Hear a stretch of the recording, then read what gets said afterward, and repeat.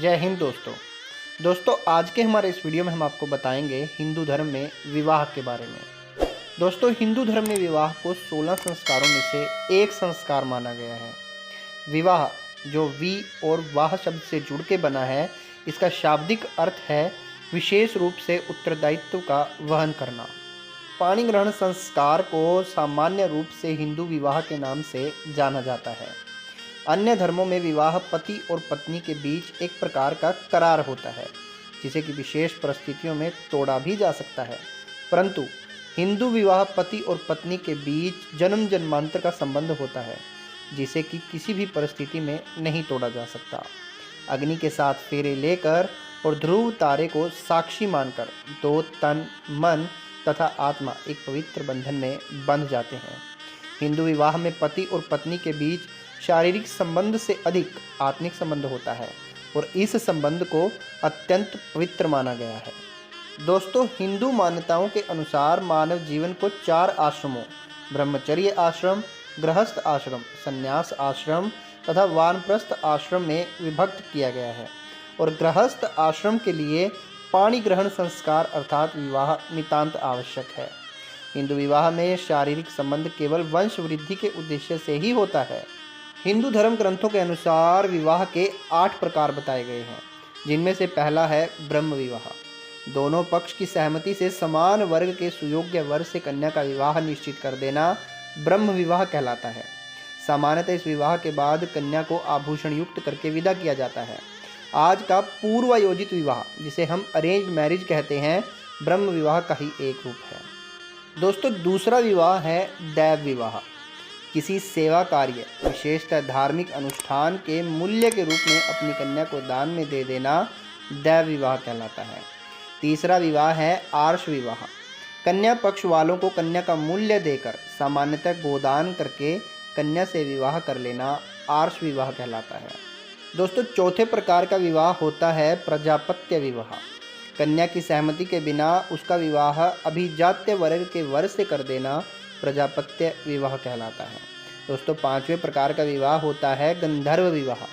परिवार वालों की सहमति के बिना वर और कन्या का बिना किसी रीति रिवाज के आपस में विवाह कर लेना गंधर्व विवाह कहलाता है। दुष्यंत ने शकुंतला से गंधर्व विवाह किया था।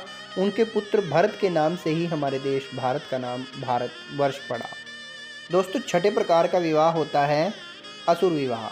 कन्या को खरीद कर, यानी कि उसके परिवार वालों को पैसे देकर विवाह कर लेना असुर विवाह कहलाता है। दोस्तों, 7वें प्रकार का विवाह होता है राक्षस विवाह। कन्या की सहमति के बिना उसका अपहरण करके जबरदस्ती विवाह कर लेना राक्षस विवाह कहलाता है।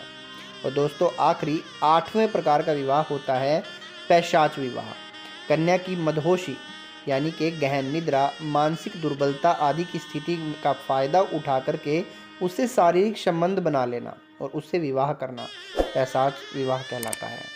दोस्तों, इन सभी में से ब्रह्म विवाह सबसे उचित माना गया है, क्योंकि हिंदू धर्मानुसार विवाह एक ऐसा कर्म या संस्कार है जिसे बहुत ही सोच समझ और समझदारी से किए जाना आवश्यक है। दूर दूर तक रिश्तों की छानबीन किए जाने की ज़रूरत है। जब दोनों ही पक्ष सभी तरह से संतुष्ट हो जाते हैं, तभी इस विवाह के किए जाने के लिए शुभ मुहूर्त निकाला जाता है। इसके बाद वैदिक पंडितों के माध्यम से विशेष व्यवस्था, देवी पूजा, वरवर्ण तिलक, हरिद्रालेप, द्वार पूजा, मंगलाष्टकम, हस्त पीतकरण, मर्यादाकरण, पाणी ग्रहण, ग्रंथि बंधन, प्रतिज्ञाएं, प्रायश्चित, शिलारोपण, सप्तपदी, शपथ, आश्वासन आदि रीतियों को पूर्ण किया जाता है। दोनों पक्ष की सहमति से समान वर्ग के सुयोग्य वर से कन्या का विवाह निश्चित कर देना ब्रह्म विवाह कहलाता है। सामान्यतः इस विवाह में वैदिक रीति और नियम का पालन किया जाता है।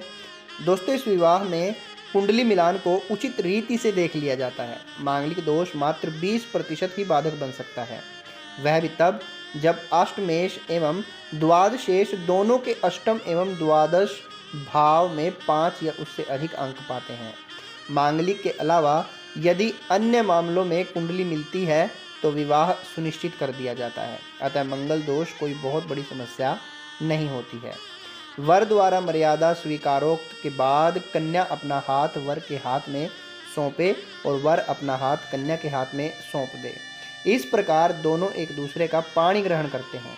यह क्रिया हाथ से हाथ मिलाने जैसी होती है, मानो एक दूसरे को पकड़कर सहारा दे रहे हैं।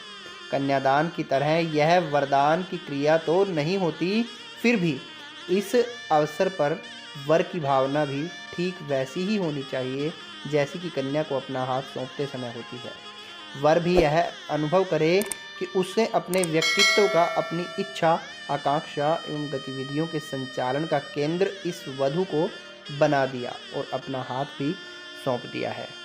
दोनों एक दूसरे को आगे बढ़ाने के लिए एक दूसरे का हाथ जब भावना पूर्वक समाज के सम्मुख पकड़ लें तो समझना चाहिए कि विवाह का प्रयोजन पूरा हो गया। दोस्तों, विवाह की आवश्यकता इसलिए होती है क्योंकि मनुष्य के ऊपर 3 ऋण होते हैं, जिसमें देव ऋण, ऋषि ऋण एवं पितृ ऋण है। यज्ञ आदि से देव ऋण, स्वाध्याय से ऋषि ऋण तथा उचित रीति से ब्रह्म विवाह करके पितरों के श्राद्ध तर्पण के योग्य धार्मिक एवं सदाचारी पुत्र उत्पन्न करके पितृ ऋण का परिशोधन होता है। इस प्रकार पितरों की सेवा और सद्धर्म का पालन करने की परंपरा सुरक्षित रखने के लिए ही संतान उत्पन्न करना विवाह का परम उद्देश्य है। यही कारण है कि हिंदू धर्म में ब्रह्म विवाह को एक पवित्र संस्कार के रूप में मान्यता दी गई है। तो दोस्तों, ये था हमारा आज का वीडियो। अगर आपको वीडियो पसंद आया है तो वीडियो को लाइक करें, शेयर करें और कमेंट ज़रूर करें। चैनल को भी सब्सक्राइब कर लें।